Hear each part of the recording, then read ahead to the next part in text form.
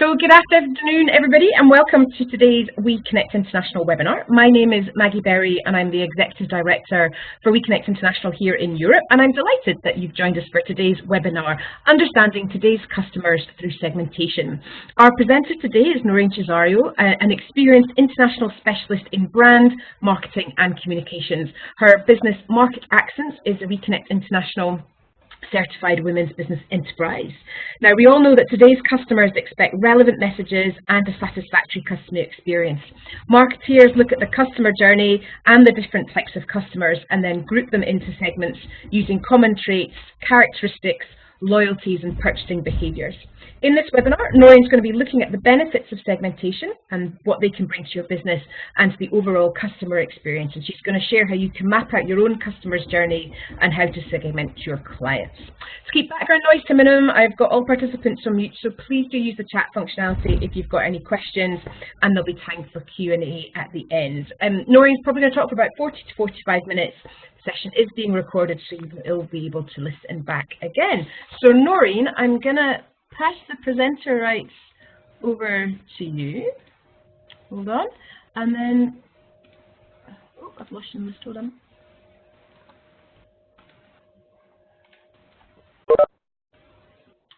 I don't know what's going on there. I'm going to make...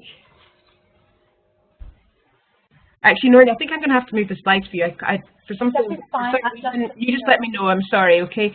I will move them on, and then, sorry about that. So the floor is yours. Thank you very much. So thank you, Maggie, my able assistant for today, and hello, everyone. Thank you all for taking time out of your busy day to join me on this webinar. Before I start, I shall give you a very brief intro, call it my demographics. As Maggie said, I am the founder, not yet, Maggie.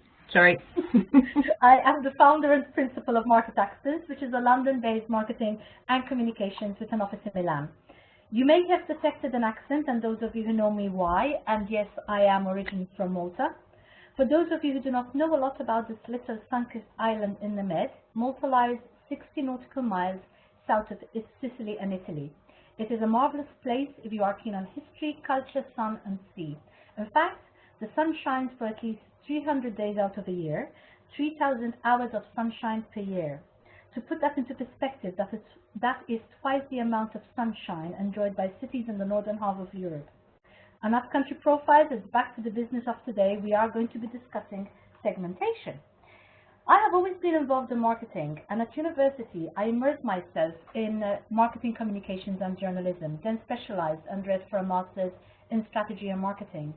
Prior to setting up Market Accents in 2007, I worked in finance. I was involved in Forex, international payments and cards. These are highly intangible services, and we have to promote them across countries in many different market segments and across all industries. I was also involved in other B2B markets as well as consumer-facing industries such as travel, tourism, hospitality, automobiles, white goods and luxury items. This has allowed me to put into practice what I have learned. I was also fortunate enough to be at the fore of the Web 2 revolution and therefore moved easily into the digital environment. Through Market Accents now, we help clients carry out strategic and tactical marketing, including segmentation. We help them put together the market maps, customer buying journeys, customer segment research, and analyze them to understand the behaviors and trends. So in today's webinar, I'm taking a lot of what we do in work and passing it over in something that you can take back in your business. We also build personas and profiles to segment the customer base, and we use these to target the positioning and the marketing mix. This is all part of our portfolio of services which we offer to businesses across sectors. Maggie, may I ask you to move, please? Maggie, you can move the slide. Yep, Noreen, I think I've managed to make the presenter, so you should be able to move them now. Sorry. Let me see. Yes. Perfect. Thank you. Excellent. Thank you very much. So this brings us nicely to today's subject, which is segmentation. As you are all running your own businesses, you should have at some stage looked at segmentation to narrow the field you are targeting and to find your ideal customers. In this webinar, we are going to look at a selection of segmentation principles and models. We will discuss the traditional approaches for both business to business and business to consumer. I don't really know what the businesses you're coming from, so if anybody then has any more questions they would like to raise at the end, which I haven't answered, please bear that in mind and just write it on the chat. We will see how we bridge the gap between the traditional approach and the digitally enabled economy, and we're going to look at current models for modern segmentation and discuss segmentation workflows, templates, and personas to help you segment in your own business. Segmentation has two key benefits. First, it leads to a better informed marketing focus on people or organizations who are more likely to become customers. Secondly, it highlights the drivers required for particular marketing methods and messages to particular target markets. They say life is like a box of chocolates. I prefer to look at my market segmentation in the same manner. A vast pool of customers and prospects that can be broken down into specific groups. So now the box of chocolates you see there on screen is your offer, and the various different chocolates, your submitted choices representative of your identified segment. How rude. For Kotler and Armstrong, who wrote in Principles of Marketing, segmentation is acknowledging that you can't serve all clients with the same level of satisfaction. In order to provide the greatest satisfaction possible, you need to define a target market which consists of a set of buyers who have common needs and or characteristics to those that the company or organization decides to serve. In other words, you need to break up your database into groups of customers with similar, single or multiple criteria.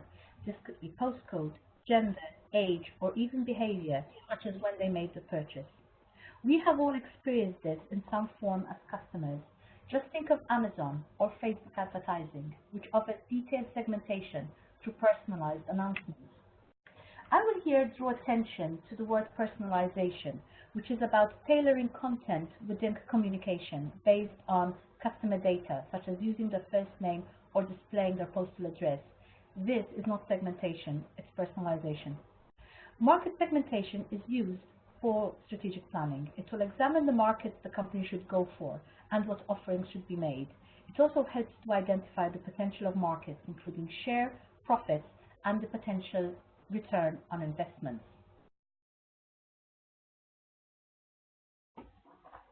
Why do we segment?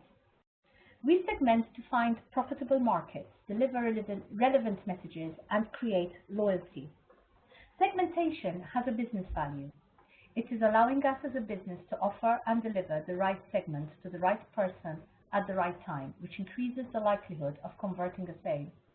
Ignoring segmentation would mean that you will end up sending out irrelevant communications, which will at best irritate and at worst turn customers away from your brand and encourage them to go elsewhere.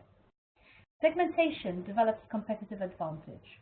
It identifies opportunities in the market and with customers.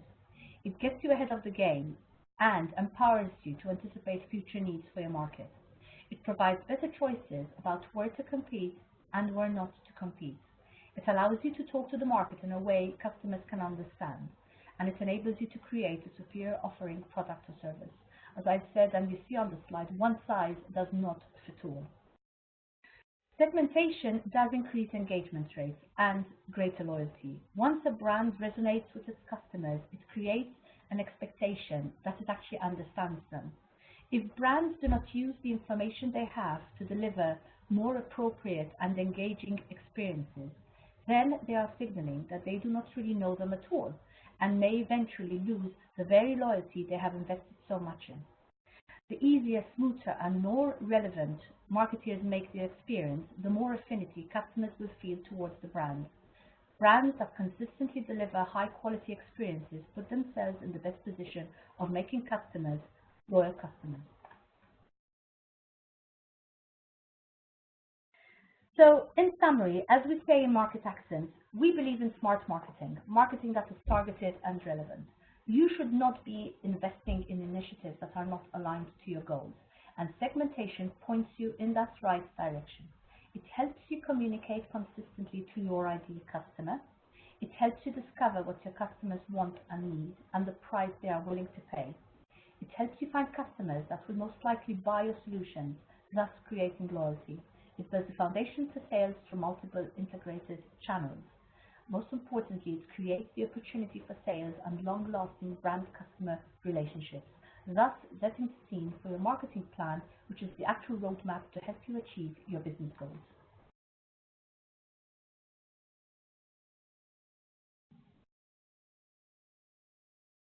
We are now going to look at a few segmentation models and discuss the principles behind them. What you are seeing here are two basic models listing the variables for both business to business and business to consumer. For business to consumer, seen here on the left-hand side, the marketing segmentation that we're using, there's a common method called consumer typology. This is the process of segmenting consumers into main groups based on the following.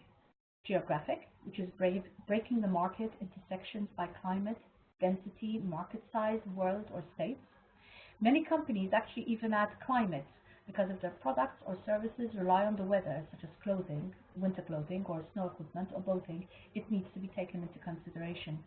You have geodemographic, which is the study of the population and its characteristics divided according to the regions on a geographical basis. This involves the application of clustering techniques in order to group statistically similar neighborhoods and areas. The main source of data for this study would typically be the census. Demographic, this is where age, income, gender, ethnic background, and family life cycle are all important factors and come into play. Behavior in the product and service field, as well as motivation, psychographics, and social value groups are elements which tend to be picked up through qualitative research. On the right-hand side, I am listing the variables typically considered for the B2B market segmentation, and these include firm or firmographics, you've probably heard the phrase, operating variables, purchasing approaches, situational factors, and individual characteristics. Let us take a closer look at the B2C segmentation variables. Geographic segmentation, which is here on the top. This approach groups customers based on geographic location. It allows companies to focus the products and services offered to different segments based on where they are located. It also helps smaller companies save marketing effort and spend on impressions that aren't likely to become leads. Where your customers live dictates the products and services that benefit them most. Common geographic segmentation, as we said, includes state, county, country, college, and community. Demographic segmentation, this is the B2C version of the firmographics I mentioned before. This divides customers based on aspects such as age, gender, education, religion, occupation, income, and marital status. Psychographic or lifestyle segmentation, this is a less quantifiable approach and generally is derived from research. It groups customers based on personality, lifestyle, values, and social class. Similar to the behavioral segmentation section, which is just below, psychographic segmentation can be difficult to implement. However, the payoff in precise marketing is significant. Behavioral segmentation, which is the other less quantifiable approach, divides customers based on attributes such as brand loyalty, awareness, knowledge, social media interaction, and purchasing patterns. Though difficult to implement, especially without advanced customer segmentation analysis tools, behavioral segmentation once again allows for precisely targeted marketing messages. Big data has been a key determining factor in identifying behavioral segmentation. Customer records show buying patterns over time that could prompt promotions and sales based on spending habits of particular brands. This is a unique, personalized customer experience that's tailored directly to the consumer. Behavioral traits include patterns of use, price sensitivity, brand loyalty, the benefit sought, cost effectiveness, which is also a key determinant of behavioral statistics. High-income products and low-income products can be further broken down, such as restaurant market segmentation can be broken into regulars, business lunch, brunch, fast food, fine dining, outside catering. The benefit, I will mention benefit specifically because this is sometimes taken out as a variable on its own. It identifies the specific benefits a customer wants from a product or service. Benefit segmentation variables include convenience, status, and value. Moving on to the B2B segmentation model. Here it includes an approach where companies typically analyze a number of variable groups such as, and we've mentioned these already, firmographics, the operating variables, purchasing approaches, situational factors, and individual characteristics. With such B2B elements, you will invariably need to carry out qualitative research to gather these insights. On the slide, you can see they are grouped into three main headings and ranked by ease of data and insight gathering. The higher the location on the triangle, the more difficult they are to get hold of, and thus requiring research. So I have grouped them on the slide by needs, behavioral, and firmographics.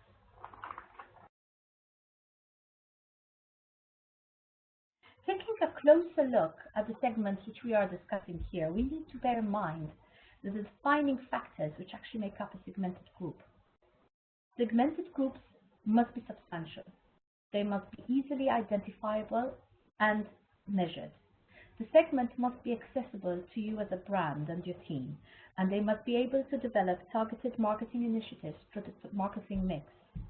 They should be responsive to your offers, and the units within these segments, so the customers, the companies or individuals, should be as similar as possible with respect to their likely responses to your marketing mix implementations, your campaigns basically. However, the various segments should also be as different as possible so that you can identify between the various segments. Your teams should be able to use the segmentation dimensions to identify and group existing customers and prospects.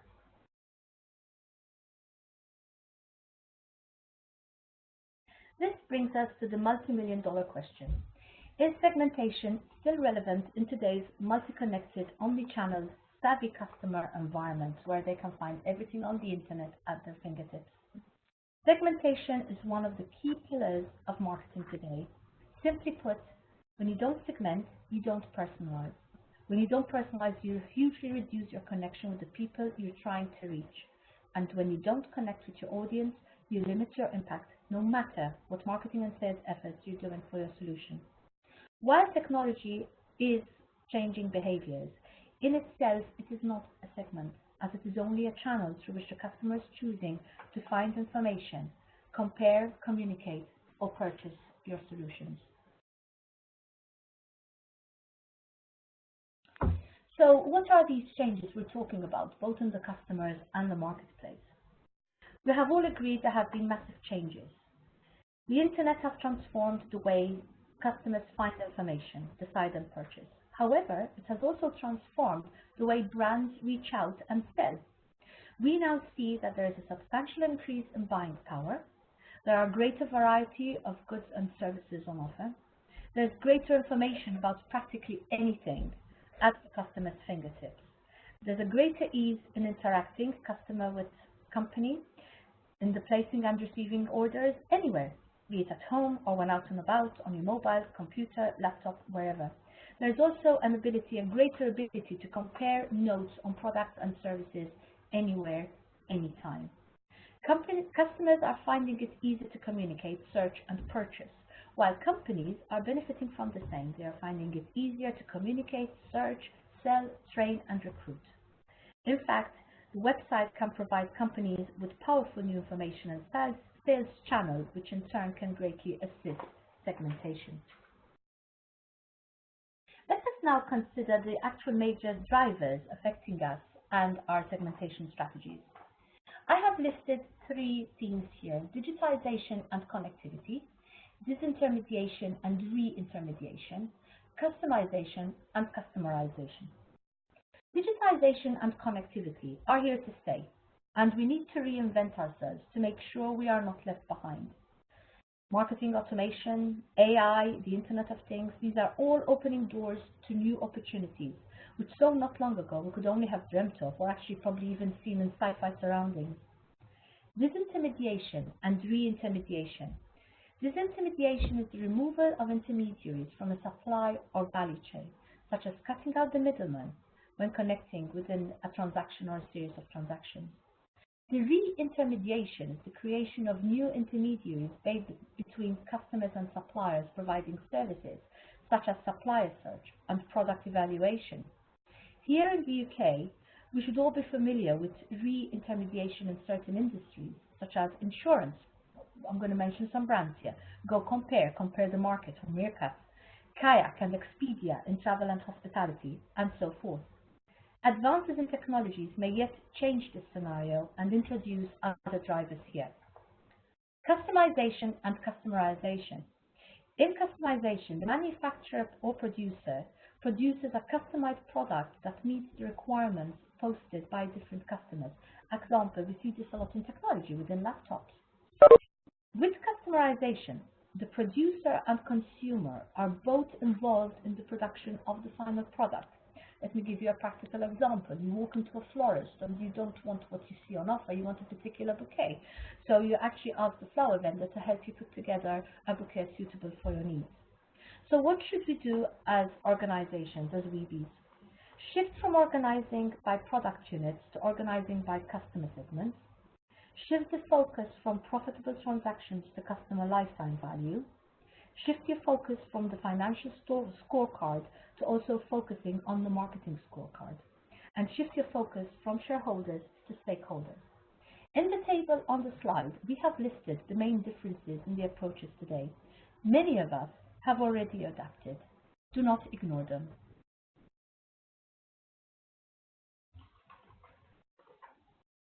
Having discussed the influence of these new drivers, how do they manifest themselves in our space? We have here drawn out the influencing factors which we need to adapt to in this new environment. Consumer power. Consumers choose how and where they want to be treated or spoken to. Segmentation pull. We know that they are pulling through their communities where they have congregated within a common interest. We need to find or create them. Congregating segments. This is where you have groups of people, organizations that are within existing segments that are already congregating. An example is us WEBs through WEConnect, or you have Mumsnet or bands, IT or health-oriented. Social network platforms. Each is a different segment variable and each is delivering different requirements that we need to bear in mind and different influences. We have user participation beginning to come through and be an influencer. There are curators of information. Producers, we have commentators, sharers, you see them on groups and followers, watchers. We have advocates and Facebook fans and LinkedIn groups and Google Plus circles. The list is endless. We need to identify which are the ones in our space and follow them and see what we can take out from there. Psychographics, social graphics. These include attitudes, opinions, interests, actions, passion points, motivations, and likes. So, in our world, we integrate this new data with our existing and researched data and strategies. Start by looking at the data that we all have in our business, our CRM data, that is at the bottom of these three boxes. Integrated with the social and web data that we've just been talking about in the previous slide. Look for the social graphics, the LinkedIn groups, the influencers, the digital personas. Investigate their social network IDs and correlate with the social media segmentation. Use KPIs to decide the data to harvest, but not standalone KPIs. Identify existing and new segments that may have emerged as a result of the harvesting of data from online social network and platforms. Use the segmentation pull approach. Apply an engagement analysis to decide on any strong engagement points that you need to be aware of. Integrate with the new social marketing practices, social influence, community, and conversation marketing. Most importantly, avoid silos of data, merge the data sets. Integrate all these insights into one integrated, true segmented profile, and review your segmentation on a regular basis and update it with the emerging insights you are picking up from your own networking and interactions with your clients. I would now like to discuss a model that brings together the new drivers, emerging technologies, and current thinking on segmentation. As we saw, people are increasingly turning to online reviews and social media before they make an important purchase. In 2014, Simonson and Rosen released a new model for segmentation. They released a book called Absolute Value, and they published an article in the Harvard Business Review. They believe that the internet is moving us towards an age of nearly perfect information, which allows people to predict with great accuracy what it would be like to own and use a product before they buy it. They identified three main factors that influence customers' purchasing decisions, and these are prior preferences, beliefs, and experiences, P, information from marketeers such as packaging, pricing, and advertising, M, input from other people such as friends, family, and peers, O. The more a person is influenced by one of these factors, the less influence the other factors will have. To make the most of people's preferences, you need to identify which factor is the most influential and then tailor your marketing strategy to fit this. Let us examine these in some more detail. P, the prior preferences, beliefs, and experiences. Routine, functional, and low-risk purchases are often influenced by these. For example, customers will often decide what type of milk, beverage, or detergent to buy based upon past experience and personal preferences. They do not give the decision a great deal of thought, and they buy largely from habit. Information from marketeers. Traditional forms of marketing, packaging, promotion, pricing, advertising, they have the strongest influence on emotionally driven purchases, and they are often used to try to persuade customers to switch from familiar brands to something new. Examples in this area include prestige and luxury goods such as cars, handbags, and watches, which rely largely on the status associated with the brand. In input from other people, consumer groups, review websites, and social media have had a huge effect on the way that people choose products, such as holidays and cutting-edge technologies. Here, they seek information and reassurance in the form of real-life reviews from experts and from people themselves. This is especially relevant for products like laptops, tablets, and smartphones. They cost a lot, but there is also a level of uncertainty over the quality, the usability, the functionality, and the reliability. Here, people strongly value the reassurance that comes from hearing about other people's experience with the product. Using the PMO model, we can apply the segment, target, and position approach, commonly known as STP, to help us position the brand, offering product or service, to target different groups of customers more efficiently. The three-step approach helps you quickly zoom in on the most profitable parts of your business so that you can fully exploit the opportunities they offer. To use this model, start by segmenting your market into groups. Next, choose which of these you want to target. Last, identify how you want to position your product or service based on the personality and behavior of your target market. So, using the PMO model, in step 1, you're identifying your product's primary influence, and their product and service, let's call it offering. Different offers attract a different influence mix. To determine which factor is most significant, consider the following. Do people use your offer out of habit or because of past experience? Do you have a strong reputation for quality or value for money? If so, your customers are likely to rely most strongly on prior preferences, beliefs, and experiences. Maybe people buy your product because they recognize and like the brand. In this case, they are most likely to be influenced by information from marketeers, M. Or perhaps you provide a product or service in an area where quality can vary widely from one supplier to another. Example includes hotels, independent restaurants, lawyers, or tradesmen such as plumbers, electricians, or auto mechanics. In these instances, customer reviews and word of mouth can make or break a business's reputation, so your customers are likely to rely on information from other people. O. You now need to adopt a strategy. Now that you've identified the primary influence, adjust your marketing and communication strategies to match. Let us study a few different approaches that would work for the different influences.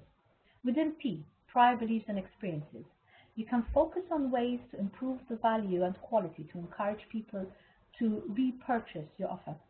Consider introducing a loyalty or customer rewards program and encourage additional consumption. Alternatively, think of value adds or maybe even free samples or trials that may help to boost the uptake. With M, the information for marketeers, brand identity is especially relevant if your customers are most influenced by the marketing. Image, voice, and personality should all work together to enhance your customer's own sense of identity. Strengthen your brand so that you can make that personal connection. O, the input from other people. If your customers rely heavily on expert opinion or user reviews, then use this to your advantage. Encourage customers to share their experiences using social network tools like Amazon, Twitter, Facebook, Pinterest, TripAdvisor, LinkedIn. Build a community of brand advocates. A well-connected blogger or thought leader who's passionate about your product can often carry a lot of influence among such customers. Step 3, position your offering to the marketing mix and process. We have mentioned positioning. With positioning, we are implementing the marketing through tailored, segmented, focused plans. Positioning is making your target audience know exactly how you differ from your competitors. And I go back to the example here of chocolate. In the production of artisan chocolate, producers ensure that as a customer, you not only know that you are experiencing the best products available, but that they, the artisans, have added so much more to make these products unique and special. Their positioning reflects that added value and gives it status. Customers buy it as a luxury item and are happy to pay a price that is comparable at that level.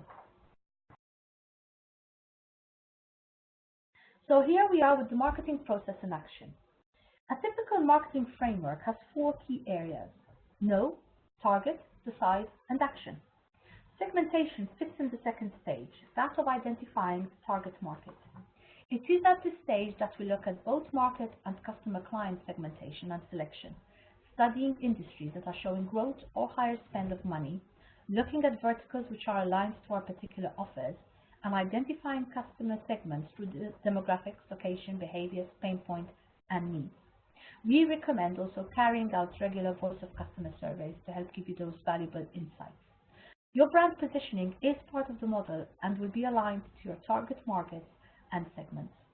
We suggest building customer profiles, one for each different type of customer, identifying the segments by size, industry, spend, pain points and needs, and any other defining elements that will help to target your offer.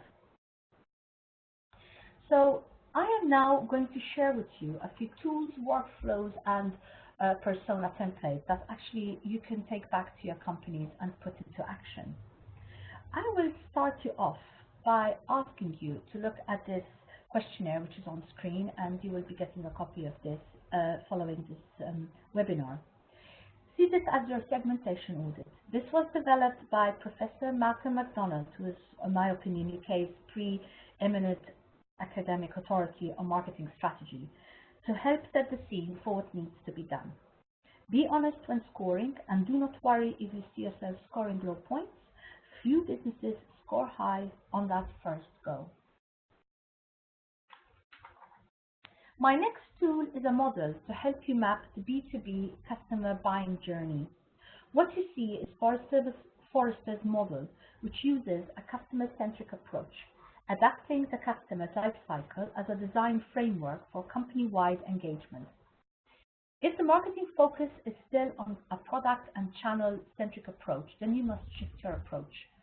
The customer life cycle is simply the business's view of the stages a customer passes through in the course of an ongoing relationship with the company. The focus is on the customer, and you should shift your thinking from what we do to what our customers want. What are our processes to the customer's process? From one stage, such as acquisition, to the entire life cycle. From transactions to relationships. The B2B model comprises many decision journeys. There will be multiple business journeys carried out throughout the typical customer life cycle, such as the initial purchase decision, the decision to buy, renew, or expand, entirely new purchase decisions for entirely new stuff, such as cross-sell or upsell. Each of these journeys needs to be mapped as a unique journey, and each journey will have a different decision maker and a different decision process. In theory, we use the same stages of the customer life cycle for the buyer journey. In practice, the stages of the buyer journey might vary from decision to decision, and your buyer journey mapping process should start with a hypothesis of what are the key decision stages in a particular journey. What we find is that today's buyers control their journey through the buying cycle much more than today's vendors control the selling cycle. In a recent survey, 74% of business buyers reported that they conduct more than half of their research online before making an offline purchase. This changes the role of B2B marketing in a fundamental way. Marketing is driving a much larger piece of that lead to revenue cycle, and B2B marketeers must take responsibility for engaging with the customer through more of the buying journey. To do this, you need to engineer a cross-channel strategy to successfully engage with the buyers who are proactively seeking the information they need through the digital channels, social channels, peers, colleagues, YouTube, events, your sales rep. You need to actually see where they're getting them through to advance their decision process.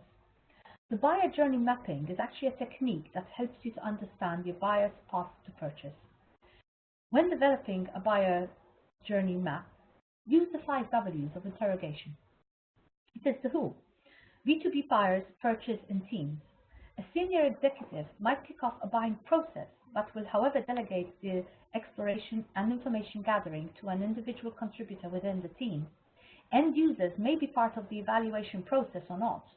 Think about the prospective customer as a portfolio of buyer personas who each play different roles in the collective advance towards a decision. Why? What outcome is the buyer looking to achieve? What need or pain is the buyer looking to solve? This will help you understand the buyer's perception of value of your service or product. When? Buyers have different needs at different stages of the buyer journey. It's important to understand the buyer's context and identify the questions that need to be addressed at each stage. It's also important to understand what will trigger a buyer to move to the next stage and to identify the barriers to progression. What content can you provide to address the buyer's questions? How does the buyer want that content packaged and delivered? A marketing buyer might be happy with an infographic in the discovery phase, while a developer may need a technical white paper. Where does the prospective buyer seek the information? This includes all the various channels and vehicles in the classic marketing mix, such as websites, webinars, events, white papers. It includes the personal influencers, such as a trusted colleague, consultants, analysts, as well as your own salespeople and channel partners.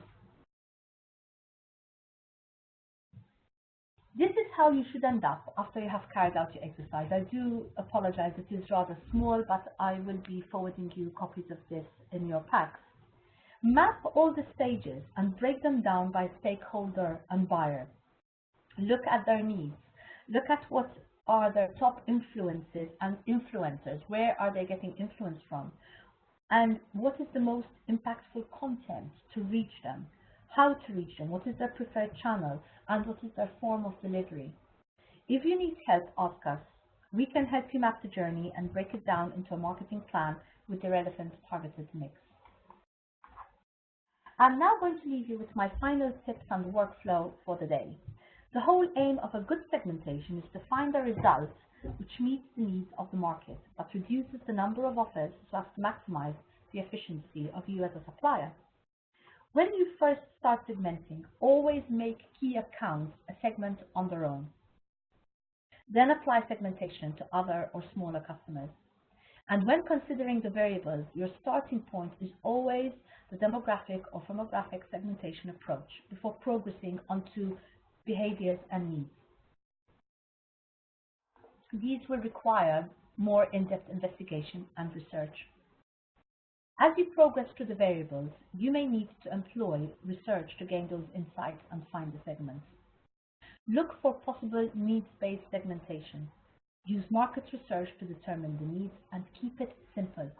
Customer needs are simpler than you think. Consider a behavioral segmentation if needs can't be recognized. This is the halfway house between the firmographic and the needs-based segmentation.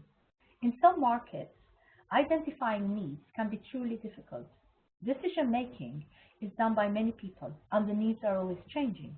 If this is the case, you may find that an alternative segmentation could be to identify a measure of behavior that provides a good clue as to the hidden needs. Example, some companies exhibit considerable loyalty to suppliers whilst others are constantly switching. The simple classification based on behavior may be a good indicator of the needs of the customers. Some prefer long-term partnerships and are prepared to pay for this, while others are constantly searching for cut price deals and discounts wherever they can. Another way to look at buyer behavior is to divide the market between companies that go out to tender with a closely scoped brief versus companies that actually call and discuss their requirements with suppliers. Not surprisingly, companies that have a tightly scoped brief are more likely to be driven by price and basic transactions than those that are more open to suggestion, as they could value the service and be prepared to pay for it. Use tools such as cluster analysis to group together companies with different needs. You can group respondents with similar answers. By using certain tools such as SPSS or other statistical analysis tools, excuse me, you can generate 2, 3, 4, or even 5 clusters. It is unlikely that segmentation with more than 5 clusters will be useful, as each segmentation requires a distinct and different offer. There will be groups of customers who are strongly driven by just 1 or 2 of the criteria.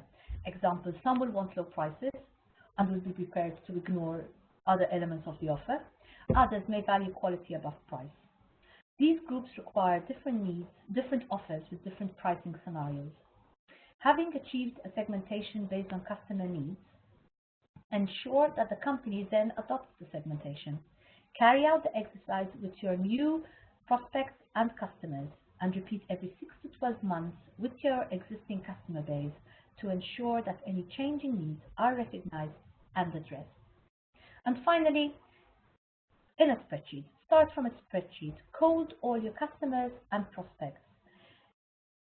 This should not be done without some debate internally, and we advise you to include your sales and operation teams in these conversations.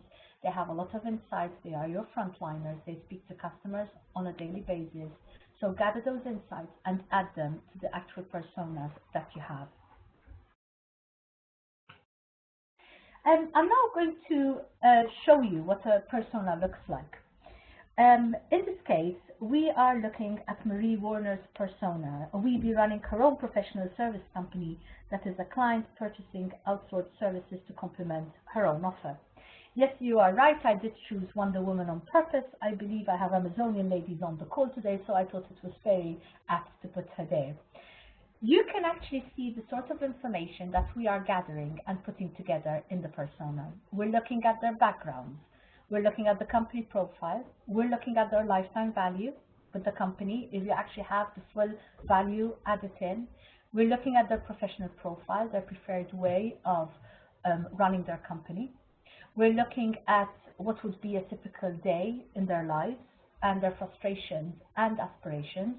And we're also trying to see what would make her job easier in this case, as well as what are their influences, the digital social media profile.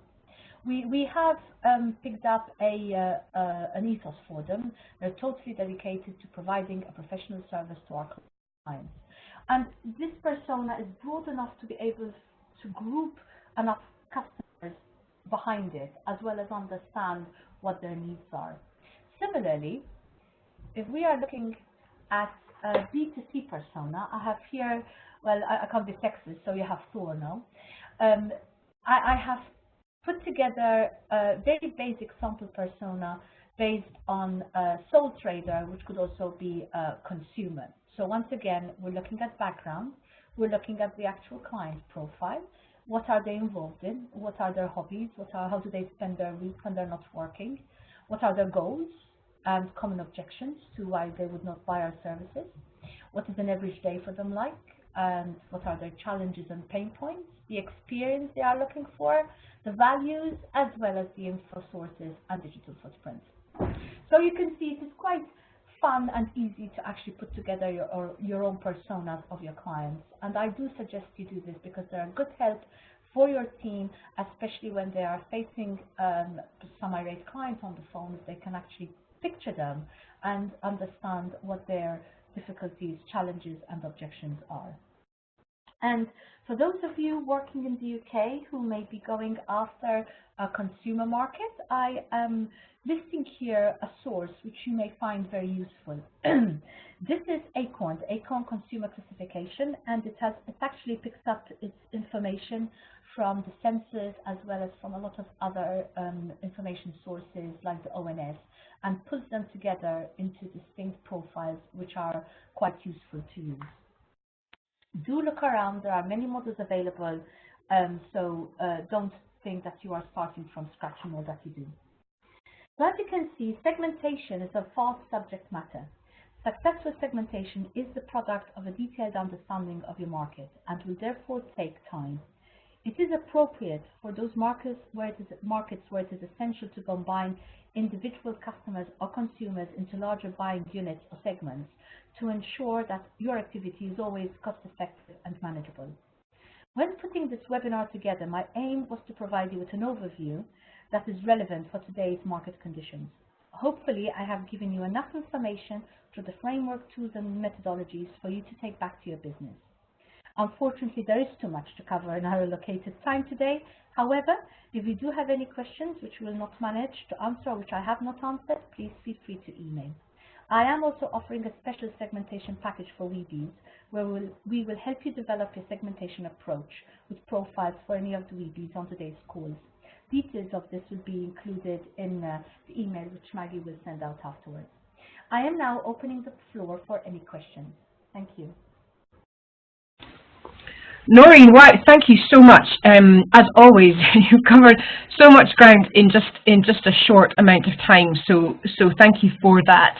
I know that we had one question that was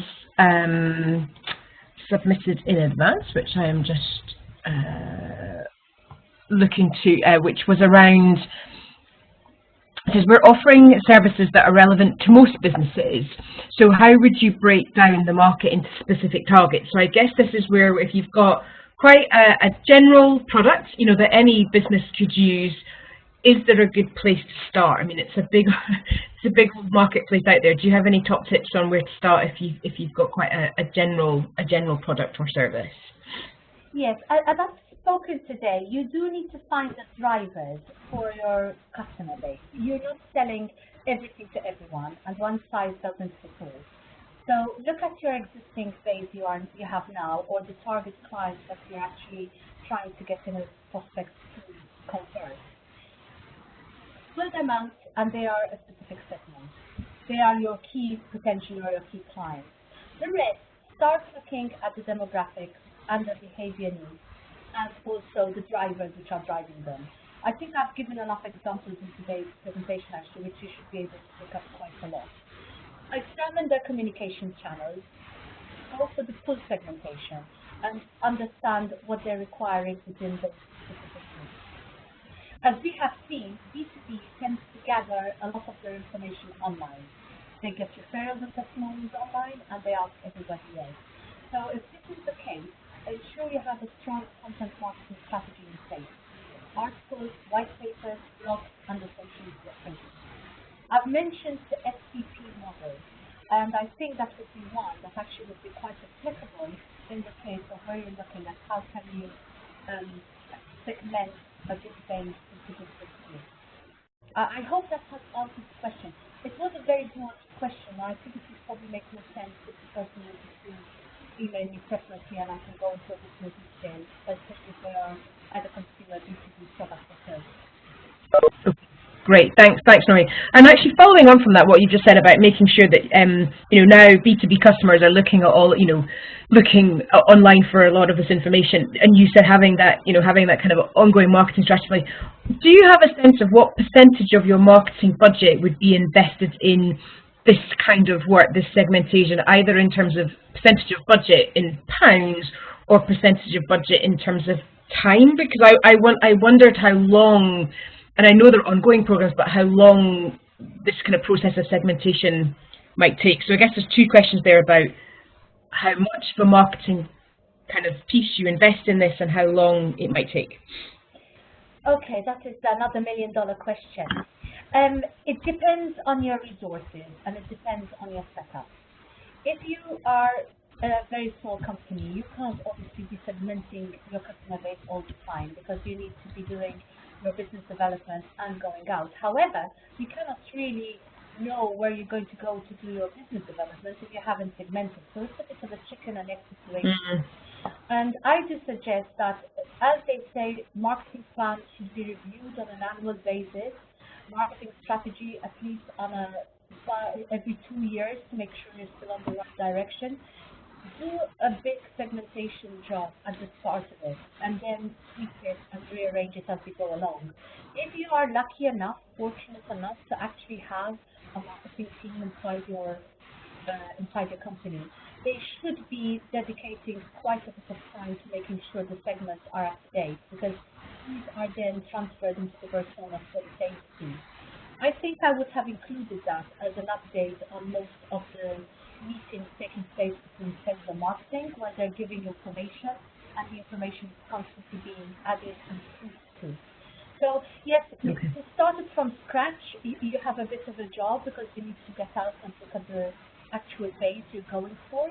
But doing it once it's done and then you're doing it on an ongoing basis, it will become part and parcel of your normal workflow, same that you do business development and same that you do the marketing mix campaign. Just take it into a marketing mix. You're doing email marketing, you're doing promotions at a fair or an event.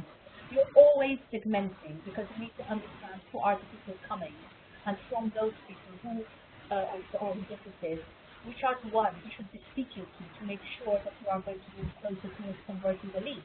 If you participate in a fair, you are going to have a very large footfall coming to your stand.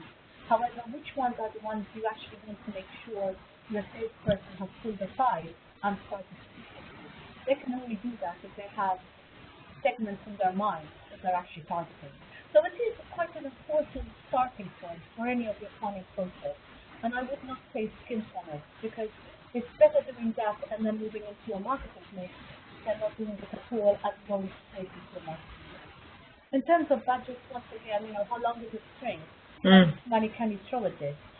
A lot of it can be done. As I said, there are resources, and you can apply these resources. To go to marketing research, where you're going to ask companies like us to go out and research segments for you, it's always going to depend on how large the job is. If you're doing it yourself, maybe dedicate a couple of hours in a month and go down and view, understand what's happening within the segment and the vertical, keep up to date with them. So it is an answer which is very hard for you, just like that. Sorry, I don't think I've actually answered you, but it's very hard to answer.